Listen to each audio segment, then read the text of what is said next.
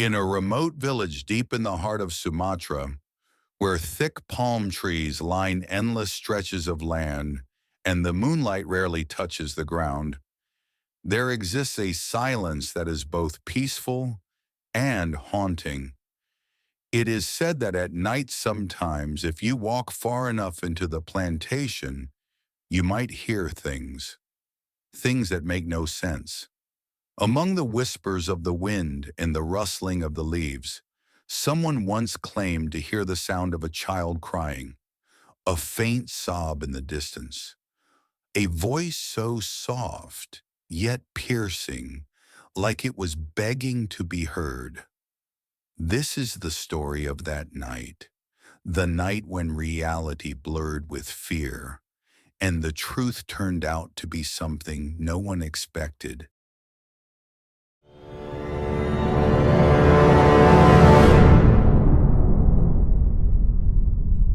Jali was not a man easily frightened. For over 15 years, he had served as the night guard of the vast palm oil plantation that bordered the village. Every evening, as the sun dipped below the treetops and the sky bled into indigo, Jali would begin his quiet patrol. Boots crunching along familiar dirt paths, flashlight in hand, machete strapped to his side. He knew these grounds better than anyone. Every crooked tree trunk, every creaking branch, every rusted fence post. He had walked past them 1,000 times in darkness. But tonight was different. The air held a stillness that felt unnatural, like the entire plantation had paused, watching, waiting. The wind, usually a constant companion, had disappeared, leaving the leaves suspended in eerie silence. Even the crickets, whose nightly song had become part of Jali's second skin, had gone quiet, as if they too sensed something lurking beyond the trees. A faint cold clung to the air, not sharp or biting, but strange. It seeped into the fibers of his jacket, into his skin, down to his bones. The kind of cold that didn't belong in this tropical land. As he adjusted his cap and flicked on his flashlight, Jali felt the first prick of unease crawl up his spine. It wasn't fear, not yet, but it was close. A low hum in his chest, like a warning whispered by instinct. He paused for a moment at the edge of the main path, glancing back at the small wooden hut that served as the guard post. The warm yellow glow from inside looked comforting, distant, like a memory already slipping away. Then he turned toward the plantation, the long rows of palm trees stretching out like ribs of some great beast in the dark. Something in his gut stirred, a heaviness he couldn't name. A quiet voice in the back of his mind said this night would not be like the others, and he believed it. Then it came. At first, Jali thought he imagined it. A sound so faint it could have been the rustling of distant leaves or the whimper of a far-off animal. But no, there it was again. A cry, a child's cry. It was soft, barely more than a whisper carried on the air. But it was unmistakable, not playful, not curious, not the kind of sound a child makes when seeking attention. This was different. It was desperate, wounded, a sob filled with such raw pain that it reached past logic and went straight into the chest. The sound pierced the darkness, slicing through the thick silence like a blade. Jali's heart clenched before his mind could even register what he was hearing. It wasn't just the sadness of the cry that struck him. It was the wrongness of it. There shouldn't be a child here. Not in the middle of the plantation. Not at this hour. He stopped in his tracks, every muscle in his body locked, his breath caught mid-exhale. His skin prickled as a wave of cold swept up his spine. Slowly, he turned his head, first to the left, then to the right. His eyes scanned the sea of trees, hoping, praying to find something. A flashlight beam, a figure, anything. But there was nothing. No lights, no footsteps, no shadows shifting between the palms. Just trees, silent and towering, watching. And then the crying came again. Louder this time, closer. It didn't echo like it should have. It didn't bounce around the way normal sounds do in open air.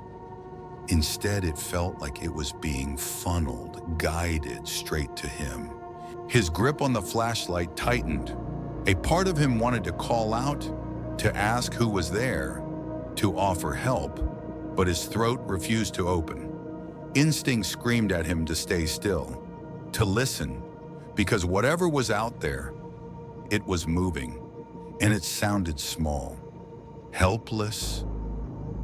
But Jali had lived long enough to know not everything that cries in the dark wants to be saved. The cry didn't answer. Jali had hoped, foolishly, that it would, that maybe if he stood still long enough, the sound would stop. That a frightened parent would emerge from behind the trees, holding a lost child and explaining it all away. But the forest offered no such comfort. The crying went on, over and over, repeating like a broken lullaby, each sob identical to the one before it. There was no change in tone, no escalation, no fading. It was like someone had pressed play on an old cassette, letting a single moment of sorrow loop endlessly in the air. And yet, it still felt alive. Jali's fingers tightened around the handle of his flashlight until his knuckles turned white. He had heard many things during his long nights here. Owls calling in the dark, wild boars rustling through underbrush, the scream of civets, even the strange mimicry of jungle birds. But this sound, was nothing like those. It was too human. Too close. His heartbeat thundered in his chest, matching the rhythm of the cries. His pulse echoed in his ears like a second soundscape, layered with the unsettling repetition that seemed to crawl in from the trees. His breath grew shallow, his skin clammy. Just one. The earth beneath his boot felt too soft, as if the ground itself hesitated to hold him. A twig snapped somewhere to the right, but the cry didn't falter. Forward. He took another step.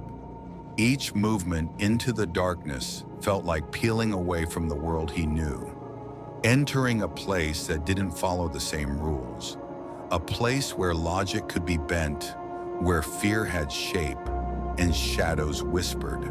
And yet he continued, flashlight slicing through the dark like a narrow blade, into the unknown, toward a cry that no longer sounded like it belonged to this world. The sound still lingered, a weeping echo threading its way between the trees. But Jali's eyes were no longer fixed on the dark canopy ahead. They were on the ground. At first, he thought it was just the natural indentations of the earth, fallen leaves, wind-carved marks in soft soil. But then he saw them more clearly. Tracks, small ones, unevenly spaced, almost delicate. He knelt slowly, knees brushing the damp earth, his hand pushing aside a layer of dried leaves. The beam of his flashlight caught the prints, each barely the size of a child's palm. 5 small impressions in a semicircle. Toes, but wrong somehow. Too long, too narrow. The more he looked, the less they resembled anything familiar. They weren't the clean prints of a barefoot child, nor were they the paw marks of any animal he knew. And Jali had lived his whole life around these woods. He could name nearly every creature that passed through this plantation. But not this. He stared at the trail as his thoughts raced, grasping for logic, for something to pin the fear on. Could it be a monkey, a forest cat, some kind of malformed animal? But the sound, the crying, it was too human, too pained. He shivered, not from the cold, but from something deeper. That primal, ancient sense of wrong that humankind buried beneath reason. Still crouching, he turned his head to follow the direction of the prints. They led deeper into the trees, curving slightly, weaving between two tall palm trunks that stood like silent guardians of something he wasn't sure he wanted to see. And so, against every instinct clawing at his spine, Jali stood. Slowly, one foot in front of the other, he followed. The deeper he went, the softer the ground became. His boots left heavy imprints next to the dainty alien tracks. It felt symbolic, like he was intruding on something he shouldn't. And yet the trail continued, and the crying never stopped. Then movement, so fast, so sudden, it barely registered. A shadow shifted just beyond the edge of his flashlight's reach. It didn't make a sound, not a snap of a twig, not the rustle of leaves. Just there, and then gone. Jali spun, nearly losing his footing in the soft earth. His breath hitched, chest tightening as he raised the flashlight, its trembling beam slicing across the trees. Back and forth, desperately searching. And then, he saw them. Eyes, two glowing orbs, faintly amber, reflecting the light like mirrors in the dark. They hovered low to the ground, motionless, not wide with hunger like a predator, nor gleaming with malice. No, these eyes were different, curious, frightened, watching him as he watched them. His pulse roared in his ears. Every hair on his body stood up as if the forest itself was holding its breath. The eyes didn't blink, didn't flinch. They just stared. For a moment, Jali forgot how to move. His feet felt buried in the dirt, locked by some invisible force that came not from the eyes, but from the fear blooming inside him. Was it an animal? A civet? A young monkey? But the eyes were too low, too steady, and worse, they seemed aware. Not the wild instinct of a beast, but the unnerving stillness of something watching back with thought, with purpose. He tried to call out, a whisper, anything, but his voice failed him. His mouth opened, dry and silent. The crying in the background softened, not silenced, no, but quieter, as if responding to the presence of the eyes, or because of them. Then in the blink of an eye, the glow vanished. The figure disappeared into the thicket without a sound, swallowed by the darkness as quickly as it had appeared. Jali stood alone once more. Only the echo of distant weeping remained, and the cold, colder than before. And now more than ever, he wondered if what he was following was truly a child in need, or something that wanted to be followed. Ali moved slowly now. The flashlight trembled slightly in his grip, its beam cutting a narrow path through the darkness like a hesitant finger pointing toward the truth. The sobbing hadn't stopped. It grew clearer, sharper, and yet smaller. It didn't echo like before. It felt close, grounded, real. The trees thinned slightly, revealing a patch of disturbed ground near the base of a palm tree. Jali's boots crunched against the soil, heavy with dread and anticipation. And then he saw it, tucked in the tangled mess of a rusted wire trap, nearly invisible among the roots and dried fronds. was a creature, small, fragile, shaking. Its dark fur was matted with dirt and dew, and its eyes, those same eyes, now filled not with mystery, but with pain, with fear. Its hind leg was twisted unnaturally, caught in a cruel snare left behind by some careless or forgotten hand. With every slight movement it made, the creature let out that sound, that haunting cry, high-pitched, desperate, piercing, the same cry that had followed him through the night like a ghostly whisper, had come from this small, living, breathing thing, a civet, native to these lands, harmless, elusive, and now in pain. Jali's heart sank. All the fear, the tension, the images his mind had conjured, ghosts, spirits, curses, washed away in a wave of quiet shame. The forest hadn't been calling to him with something unholy. It had been pleading, not for fear, but for help. He knelt down slowly, speaking softly. Words he wasn't sure the creature could understand, but ones he needed to say. "It's okay. It's all right, little one. I'm here now." The civet flinched, but didn't run. It couldn't. And for the first time that night, the crying stopped, replaced by a quiet, fragile silence. Not the kind that unnerves, but the kind that asks for care, that waits for rescue. Jali took a deep breath, steadying his nerves. His hands, calloused from years of hard labor, now moved with a gentleness he rarely used. Each movement was deliberate, careful, not just to avoid hurting the creature, but out of respect for the moment itself.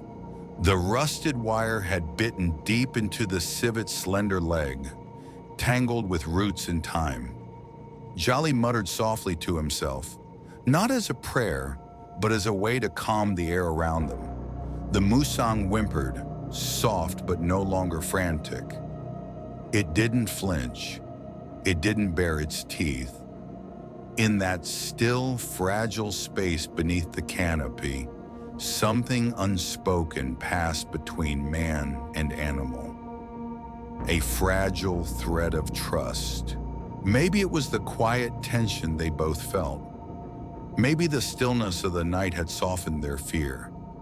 Or perhaps, in some quiet way, the forest had always led things to this moment, where one presence responded to another, even without words. With one final twist, the wire loosened. A quiet snap echoed through the hush. The civet flinched slightly, testing the space around its now freed leg. It took one cautious step back, then another. Its eyes met Jali's, round and alert, not with fear, but something calmer, as if it understood. For a fleeting second, they simply looked at each other. No movement, just breath and stillness. Then quietly, the civet turned. It slipped back into the underbrush. No noise, no last sound.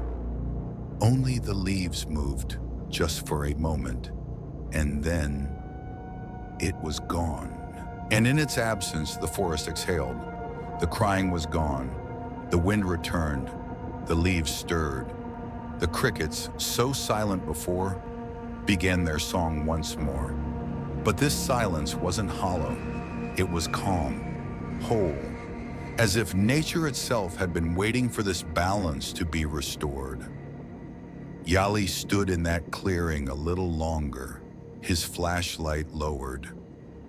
Not afraid, not confused, just present. And for the first time that night, he allowed himself to smile. By sunrise, the story had already traveled from one doorstep to the next, passed along with morning coffee and whispered in the pauses between chores.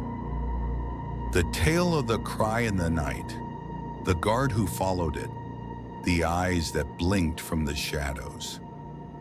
Most villagers listened with raised eyebrows and amused chuckles. Some dismissed it altogether, saying the forest plays tricks on tired minds. Others, especially the elders, gave quiet nods, not of disbelief, but of memory, as if they too had once heard that cry, that strange, aching sound carried on the wind like a forgotten lullaby. Some swore it had always been a ghost, that Jali was brave or foolish for following it, and that he had been lucky to come back at all. But others, after hearing what he saw, what he freed, began to see things differently. It wasn't something from the beyond. It wasn't a phantom child lost in the leaves. It was real, tangible, a creature of this earth, hurt, crying, needing. And Jali, an ordinary man with a flashlight and tired boots, had stepped into the unknown, not with weapons or curses on his lips, but with quiet curiosity and compassion. In doing so, he reminded everyone of something easy to forget. Not every mystery is there to frighten us. Some mysteries are just waiting to be understood. Sometimes the things that scare us the most aren't the things we can see. It's the unknown, the shadows we don't understand, the sounds that echo in the silence, the questions that hang in the air without answers. The night has a way of turning the smallest noise into something monstrous, twisting simple cries into haunting echoes that make the heart race and the mind imagine things far worse than reality. But if we pause, if we breathe deeply and step closer with patience instead of fear, sometimes the truth reveals itself. Not as a ghost or a spirit lost between worlds, but as something real and fragile, something needing help. That night, the cry drifting through the Palm Plantation wasn't a phantom or a forgotten soul calling from the darkness. It was a living, breathing creature, wounded, scared, and trapped. And the man who heard that cry, the one who chose to listen rather than run, did more than solve a mystery. He reminded us all of the power in truly listening, to hear beyond fear, to see beyond shadows, to meet the unknown not with panic, but with kindness. Sometimes that's the bravest thing of all.